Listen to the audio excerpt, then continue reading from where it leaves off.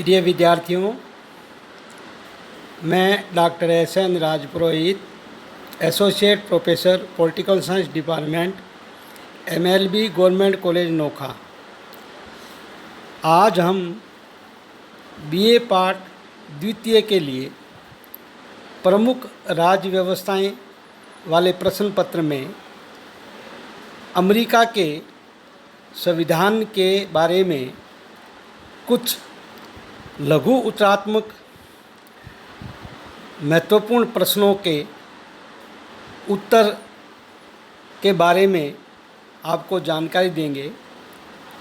महाराजा गंगा सिंह विश्वविद्यालय की परीक्षा में अमेरिका के संविधान के बारे में बार बार लघु उत्तरात्मक जो मुख्य प्रश्न है वो पूछे जाते हैं, जिनके उत्तर सहित आपको जानकारी देंगे। सर्वप्रथम प्रश्न है, राष्ट्रपति की महाभियोग प्रक्रिया के बारे में समझाइए। महाभियोग प्रक्रिया का अर्थ संयुक्त राज्य अमेरिका के राष्ट्रपति को महाभियोग प्रक्रिया द्वारा ही पद से हटाया जा सकता है। इसका अर्थ है देशद्रोहिता, घूसखोरी या गंभीर अपराधों के कारण ऊंचे राजनीतिक पदाधिकारियों के विरुद्ध विधानमंडल द्वारा चलाया गया मुकदमा ही महाभियोग कहलाता है। संयुक्त राज्य अमेरिका में राष्ट्रपति, उपराष्ट्रपति एवं सर्वोच्च न्यायालय के न्यायाधीशों के विरुद्ध प्रतिनिधि सभा द्वारा चलाए गए आरोपों की सीनेट द्वारा सुनवाई के समय सर्वोच्च न्यायालय का मुख्य न्यायाधीश सीनेट की अध्यक्षता करता है। यदि प्रतिनिधि सभा 2/3 बहुमत से राष्ट्रपति के विरुद्ध महाभियोग का प्रस्ताव पारित कर देती है तो ये मामला सीनेट के पास भेजा जाता है। उस समय सीनेट एक न्यायालय के रूप में कार्य करती है। यदि सीनेट भी 2/3 बहुमत से प्रस्ताव पारित कर देती है तो संबंधित अधिकारी या राष्ट्रपति अपने पद से त्यागपत्र दे देता है। सर्वप्रथम अमेरिका में 1867 ईस्वी में एंड्रयू जॉनसन तथा 1974 में निक्सन के विरुद्ध वाटरगेट कांड के कारण सीनेट द्वारा महाभियोग की धमकी दी गई थी। उससे पूर्व ही निक्सन ने अपने पद से त्यागपत्र दे दिया था। तो ये महाभियोग प्रक्रिया का उत्तर है। दूसरा प्रश्न है, अमेरिका के संविधान के बारे में लूट प्रणाली से आप क्या समझते हैं? What is spoil system? America में महत्वपूर्ण अधिकारियों की नियुक्ति ब्रिटेन व भारत की तरह प्रतियोगी परीक्षा के आधार पर नहीं की जाती है, वरना राष्ट्रपति द्वारा महत्वपूर्ण पदों पर मनोनयन किया जाता है। नियुक्ति की इस प्रणाली को ही लूट प्रणाली कहा जाता है। राष्ट्रपति के द्वारा अपने विशेष व्यक्तियों की नियुक्ति की जाती है, तब वे व्यक्ति जो राष्ट्रपति को सबसे अधिक प्रभावित करते हैं उन्हीं व्यक्तियों को महत्वपूर्ण पद प्राप्त हो जाते हैं। इसे ही लूट प्रणाली कहते हैं। तीसरा महत्वपूर्ण प्रश्न है, अमेरिका के राष्ट्रपति की निषेधाधिकार की शक्ति, वीटो पावर से आप क्या समझते हैं? अमेरिका के संविधान में राष्ट्रपति की सर्वाधिक महत्वपूर्ण शक्ति निषेधाधिकार या वीटो है। संविधान के अनुसार कांग्रेस के दोनों सदनों में कानून पारित हो जाने के बाद प्रत्येक विधेयक कानून बनने से पूर्व राष्ट्रपति के पास भेजा जाएगा। यहाँ राष्ट्रपति के पास उस विधेयक के संदर्भ में 2 विकल्प है। पहला विकल्प, अगर राष्ट्रपति विधेयक पर हस्ताक्षर कर देता है तब वह कानून का रूप धारण कर लेता है। दूसरा विकल्प यह है कि यदि वह उसे अस्वीकार करता है तो अपनी आपत्तियों के साथ विधेयक को उसी सदन को वापस लौटा देता है जिस सदन से वह प्रारंभ हुआ था। इस प्रकार दूसरा रास्ता अपनाकर राष्ट्रपति विधेयक को कानून का रूप लेने से निषेध कर देता है। इसे ही निषेधाधिकार की शक्ति कहते हैं। इस प्रकार राष्ट्रपति को निषेधाधिकार की शक्ति अमर्यादित नहीं दिया गया है, वरना मर्यादित निषेधाधिकार की शक्ति प्राप्त है। निषेधाधिकार 2 प्रकार के होते हैं। जेबी निषेधाधिकार, पॉकेट वीटो। जेबी निषेधाधिकार का तात्पर्य यह है कि राष्ट्रपति कांग्रेस द्वारा पारित विधेयक को 10 दिन तक अपने पास रख सकता है या अपने डेस्क के उस दराज में रख सकता है।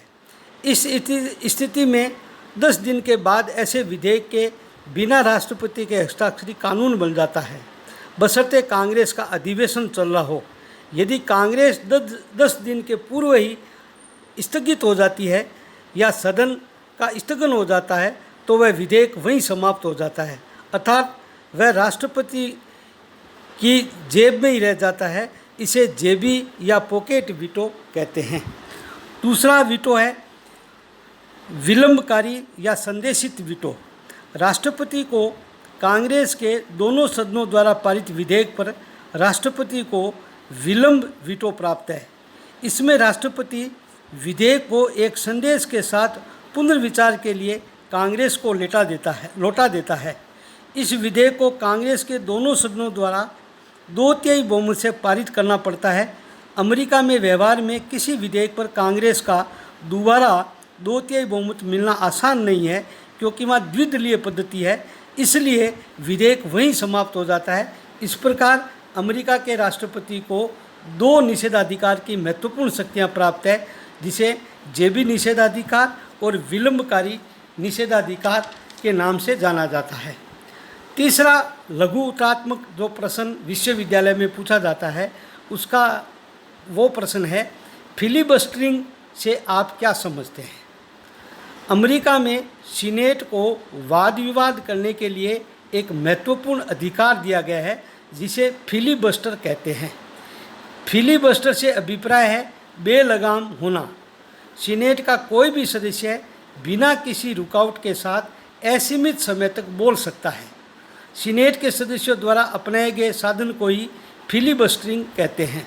मूल रूप से सीनेटर के बोलने पर प्रतिबंध नहीं लगाने की व्यवस्था इसलिए की गई थी ताकि किसी भी विषय पर पूर्ण वाद विवाद हो सके, लेकिन कालांतर में इसका दुरुपयोग किया जाने लगा। अनावश्यक भाषण देकर सदन के कामकाज में रुकावट डाले जाने लगी। 1903 में सीनेटर टिलमैन घंटों तक महाकवि वायरन की कविताएं पढ़ते रहे। 1953 में सीनेटर मोर्स ने 22 घंटे व 26 मिनट तक भाषण दिया। इस प्रकार सीनेट में भाषण की स्वतंत्रता का दुरुपयोग होने लग गया है, लेकिन इसे फिलिबस्टरिंग कहते हैं। फिर प्रश्न है सीनेट का शिष्टाचार, सीनेटोरियल कर्सी से आप क्या समझते हैं? संविधान निर्माताओं ने अमेरिका में राष्ट्रपति को नियुक्तियां करने की व्यापक शक्तियां प्रदान की थी, लेकिन साथ ही राष्ट्रपति को संविधान निर्माता असीमित शक्तियां देने के पक्ष में नहीं थे। इसलिए उन्होंने उसकी नियुक्ति संबंधी शक्तियों पर कांग्रेस का एक नियंत्रण स्थापित कर दिया। हैमिल्टन के अनुसार राष्ट्रपति द्वारा की गई नियुक्तियां कुटुंब, प्रेम, व्यक्तिगत अनुराग अथवा लोकप्रियता के दृष्टिकोण से प्रभावित हो सकती है। इसलिए संविधान में यह व्यवस्था कर दी गई कि सीनेट की स्वीकृति तथा परामर्श से ही नियुक्तियां करेगा। सीनेट के शिष्टाचार के परंपरा के विकास के साथ साथ ही राष्ट्रपति नियुक्तियां करने से पहले संबंधित राज्य के सीनेट के सदस्य से परामर्श लेकर ही नियुक्तियां करता है। यदि सीनेटर से परामर्श नहीं लेता है तो सीनेट के प्रति शिष्टाचार के नाते उसकी नियुक्ति की पुष्टि नहीं करेगी। इसे ही सीनेटोरियल कर्सी या सीनेट का शिष्टाचार कहते हैं। अंतिम प्रश्न है गेरीमैंडरिंग से आप क्या समझते हैं? अमेरिका के संविधान में प्रतिनिधि सभा के सदस्यों का निर्वाचन क्षेत्र के आधार पर चुनाव होता है। संविधान में प्रतिनिधि सभा के निर्वाचन क्षेत्रों का 10 वर्ष की जनगणना के पश्चात राज्यों की विधानसभा अपने राज्यों में निर्वाचन क्षेत्रों का परिसीमन करती है। कभी कभी राज्य की विधानसभाएं अपना प्रभुत्व बनाए रखने के लिए निर्वाचन क्षेत्रों का परिसीमन इस प्रकार करती है कि अधिकांश निर्वाचन क्षेत्रों में उसी दल के प्रत्याशी सफल हो सके। इस प्रथा को गेरीमैंडरिंग के नाम से जाना जाता है। अंतिम लघु उत्तरात्मक एक महत्वपूर्ण प्रश्न है, वो है लॉबिंग से आप क्या समझते हैं? लॉबिंग शब्द बना है। लॉबी की पद्धति अमेरिका की शासन व्यवस्था में एक विशेष देन है। लॉबी शब्द का प्रयोग प्रारंभ में भ्रष्टाचार दुराग्रह, बेईमानी जैसे अवगुणी व्यक्तियों के छोटे छोटे समूहों को कहा जाता था। लेकिन लॉबी शब्द एक मान्य और सम्मानित शब्द बन गया है। वर्तमान में इस व्यवस्था के अंतर्गत दबाव समूह अपने कुछ एजेंट, जिनको धनराशि देकर राजधानी में इसलिए छोड़ देते हैं ताकि वे उनके हितों का संरक्षण करने के लिए कांग्रेस के कुछ प्रतिनिधियों को अपने पक्ष में बोलने के लिए तैयार करते हैं। इन एजेंट्स को लॉबिस्ट कहा जाता है।